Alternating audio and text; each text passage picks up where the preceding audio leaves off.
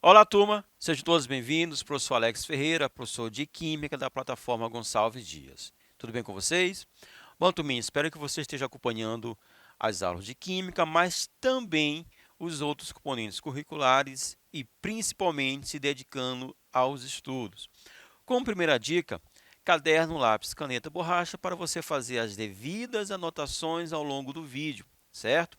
E turma, toda vez que aquele gráfico, aquela tabela, aquele conceito chamar a sua atenção, printa a tela e aí você vai passar essas informações para o seu caderno e continuar aí desenvolvendo os seus estudos. Beleza? Bom, estamos em uma série de aulas relacionadas ao primeiro ano do ensino médio. Estamos iniciando o estudo da química, certo? Conceituando a química. Já falamos de diversos, por exemplo, das leis experimentais da química, certo? E nós em um vídeo anterior, nós falamos que a química estuda a matéria e suas transformações. Então, na aula de hoje, nós vamos estar trabalhando justamente essa matéria. O que é essa matéria? Os estados físicos da matéria. Matéria é tudo aquilo que tem massa e ocupa lugar no espaço. Só que essa matéria ela vai apresentar estados físicos de agregação. Então, nós vamos aprender um pouco sobre esses estados físicos, as mudanças de estados físicos, os diagramas que representam essas mudanças. Tudo bem? Então, vamos lá, vamos iniciar a turminha. Olha só, ao nosso redor, a matéria é encontrada fundamentalmente em três estados físicos. E esses estados físicos, eles são interconversíveis, ou seja, estado sólido, líquido e gasoso. O sólido pode tornar líquido, líquido gasoso, o gasoso retornar para o estado líquido, assim como o estado líquido também pode ir para o estado sólido. Falamos em fundamentalmente três estados. São conhecidos mais dois estados físicos da matéria, mas esses outros estados extrapolam o nosso entendimento aqui do ensino médio, tudo bem? Então, vamos focar basicamente estado sólido, estado líquido e o estado gasoso, turminha. E aí precisamos falar de fases de agregação, ok? Olha só, toda matéria é constituída de pequenas partículas, né? E vocês já sabem que essas partículas nós vamos chamar de Q, vamos chamar de átomos. E o seu estado físico depende do maior ou menor espaço existente entre essas partículas, entre esses átomos. Ou seja, da maior ou menor agregação, certo? Aí nós podemos utilizar, né, a simbologia estar juntos ou estar mais afastados dessas partículas.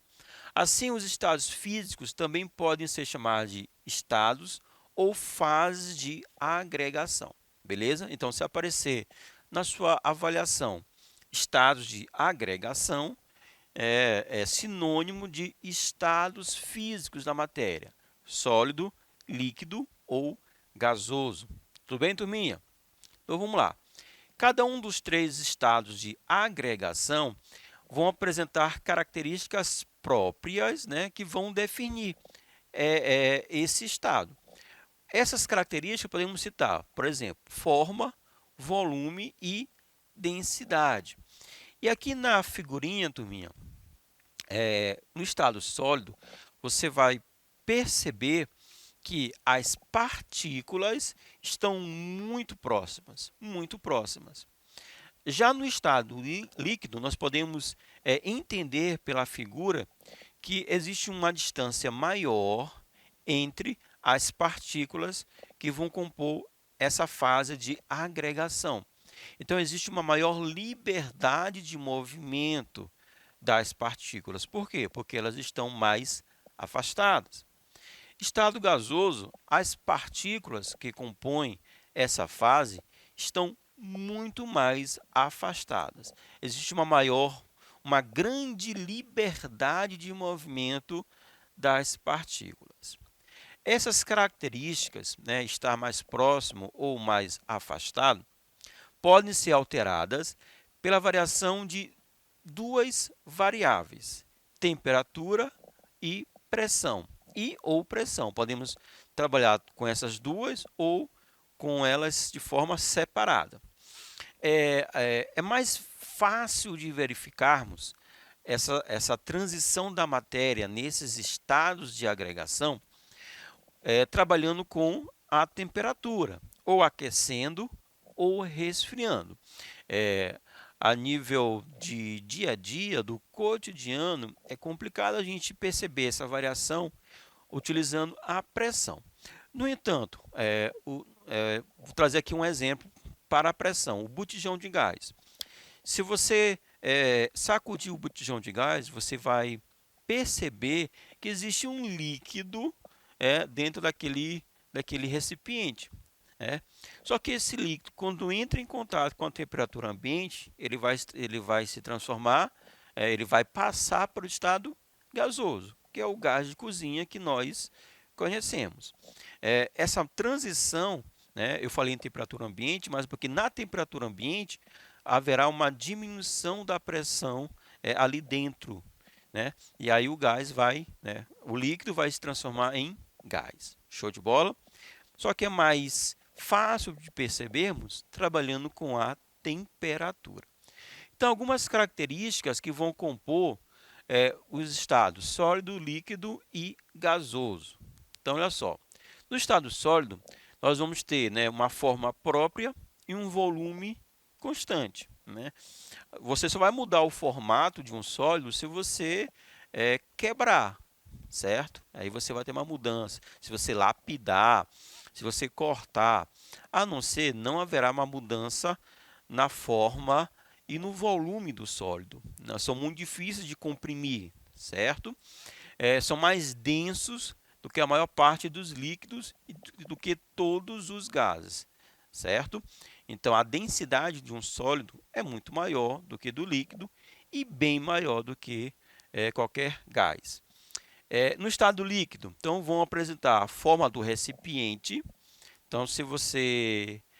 e vão ter volume constante, ou seja, 200 ml de água. Então, você coloca em um copo de um formato. Então, aquele volume de água vai adquirir a forma daquele copo. Aí, você mudou o formato do copo, então, a forma daquele líquido também vai mudar. O volume vai permanecer constante, os mesmos 200 ml, por exemplo. E são difíceis de comprimir. Então, é difícil você, vamos chamar assim, entre aspas, apertar, ok? A água. Então, a pressão, a compressão, ela é mais complicada. No estado gasoso, nós temos um formato variável e um volume variável, certo? Você pode verificar isso utilizando uma seringa. Então, inicialmente, vamos lá, tem 10 ml. Então, se você pressionar, você vai conseguir mudar o volume daquele gás. Você vai conseguir comprimir. Os gases são facilmente compressíveis. Então, 10 ml, você aplica uma pressão, você vai para 5 ml, podendo chegar até 2 ml, certo? Bom, agora, essa matéria, ela sofre mudanças de estados físicos ou estados de agregação, certo? Mais uma vez, nós vamos focar muito na temperatura. Então, nós podemos ter, através do aquecimento, a mudança de estado sólido para o estado líquido, que vamos chamar esse processo de fusão, certo? Fusão, passagem do estado sólido para o estado líquido. E se continuarmos o aquecimento, nós vamos ter a vaporização, líquido para gasoso ou vapor, tudo bem? Essa vaporização, ela pode ser denominada de evaporação, se o processo for lento. Vamos lá, você lavou a sua farda está molhada, você estendeu no varal. Depois de 4, 5 horas, dependendo da intensidade dos raios solares, a roupa estará seca. O que aconteceu com a água? A água evaporou, beleza? Se esse processo de vaporização for rápido, vamos chamar de ebulição. Você colocou um volume de água naquele bule para fazer o café, beleza? Então, em 2 minutos, aquela água vai estar, né, borbulhando, ou seja, a água entrou em ebulição. A ebulição é a vaporização, líquido para gasoso, mas de forma rápida. Também podemos ter a sublimação, que é a passagem do estado sólido direto para o estado gasoso. O processo inverso vai acontecer através de um resfriamento, ok? Gasoso para líquido, liquefação ou condensação, né? São possíveis esses dois nomes. Líquido para sólido, solidificação, beleza? E a passagem direta de gasoso para o estado sólido, ressublimação, certo? Então, turminha, através da mudança de temperatura, nós podemos ter a mudança do estado físico. Essa mudança de estado físico, a gente pode montar um gráfico. E esse gráfico vamos chamar de diagrama de mudança de estado físico, ok? Então, o diagrama é um gráfico. Esse gráfico tem como objetivo nos mostrar as etapas dessas mudanças de estados físicos. Ao aquecermos uma amostra de um sistema constituído por um único tipo de partículas, né? Ou seja, estamos falando de uma substância pura, certo? Substância pura. E aqui nós estamos tomando como exemplo a água. Nós vamos ter um gráfico parecido com esse. Esse gráfico, né, ele vai ser parecido para todas as substâncias puras, certo? Claro que vai ter mudanças nos valores de temperatura de fusão, temperatura de ebulição. Mas toda substância pura, ela vai ter essa cara, certo? Esse jeito para o diagrama de mudança de estado físico, ok? O que eu quero falar? Nós vamos ter sempre 2 degraus, o degrau da fusão e o degrau da ebulição. Se num gráfico você verificar a presença de 2 degraus, é porque aquele gráfico ele está se referindo a uma substância pura, ok? Então, aqui, ó, nessa etapa, nós temos a solidificação, né? Na verdade, a substância no estado sólido, beleza? Aí, aqui, entre a temperatura T1 e T2, vamos ter justamente a fusão, o sólido derretendo, sólido tornando-se líquido. E esse processo ele vai ter uma temperatura constante, enquanto todo sólido não derreter. Derreteu e você continua o aquecimento, então você vai ter a substância no estado líquido. Vai chegar um momento que aquele líquido vai entrar em ebulição. Então, nós vamos ter um segundo degrau, patamar, temperatura T3 a T4. Essa temperatura ela é igual, ela é constante, beleza? Nesse momento, eu tenho líquido mais gasoso. E aí, quando esse líquido todo evaporar, beleza? Passar para o estado gasoso, se a gente continuar o aquecimento, vamos entrar na fase da substância no estado gasoso, ok? Para a água, a temperatura de fusão é de 0 graus Celsius e a temperatura de ebulição é de 100 graus Celsius, ok?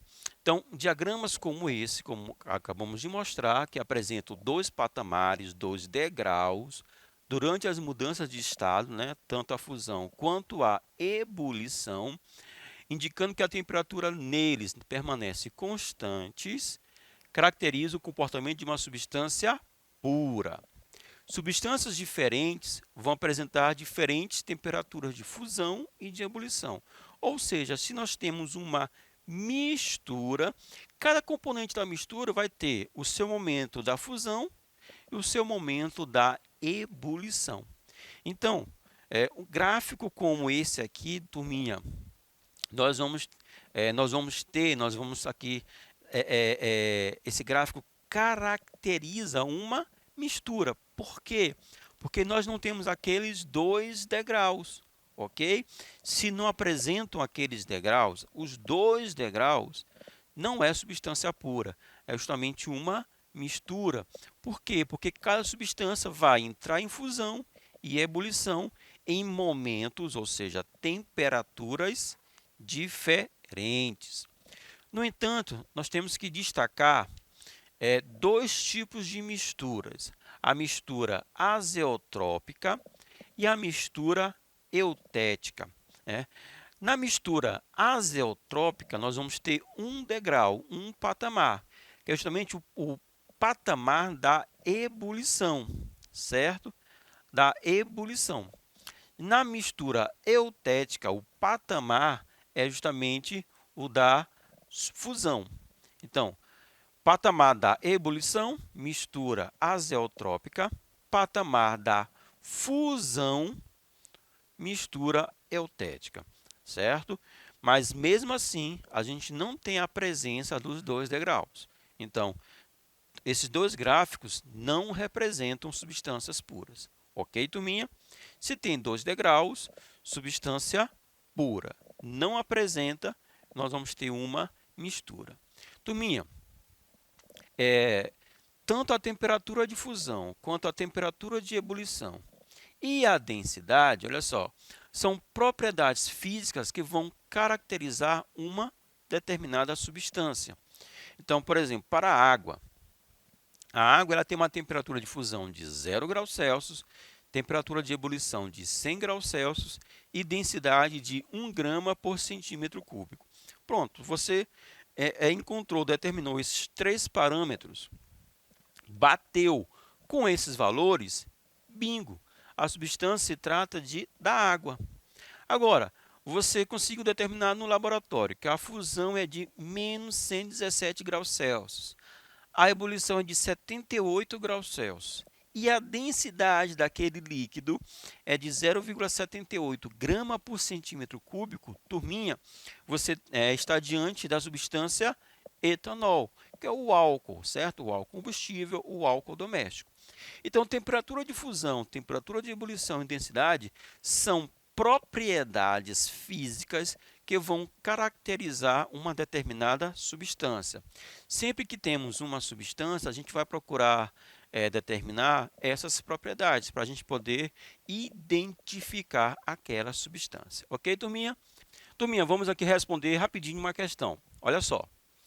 Indique se as afirmativas são verdadeiras com a letra V ou falsas com a letra F. Quando penduramos roupas molhadas no varal, notamos que após algum tempo elas secam. Nesse caso, a água mudou do estado líquido para o estado gasoso, ok? Fusão é a passagem da água do estado líquido para o estado gasoso. A água é mais importante para os seres vivos no estado gasoso. A passagem da água do estado gasoso para o líquido se chama condensação. O ar que está à nossa volta sempre possui um pouco de água no estado líquido. É o vapor d'água invisível a nossos olhos.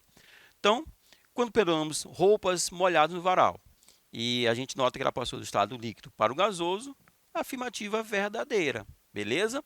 Fusão é a passagem da água do estado líquido para o gasoso? Não, falsa.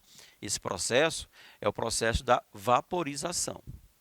A água é mais importante para os seres vivos no estado gasoso? Jamais. O estado que a gente precisa, que a gente utiliza mais, é o estado líquido. Então, afirmativa falsa. A passagem da água do estado gasoso para o líquido se chama condensação. Beleza. O ar que está à nossa volta sempre possui um pouco de água no estado líquido. Verdadeiro. Ok, turminha? A nossa aula sobre estados físicos da matéria. Espero que vocês tenham gostado. Forte abraço. Valeu.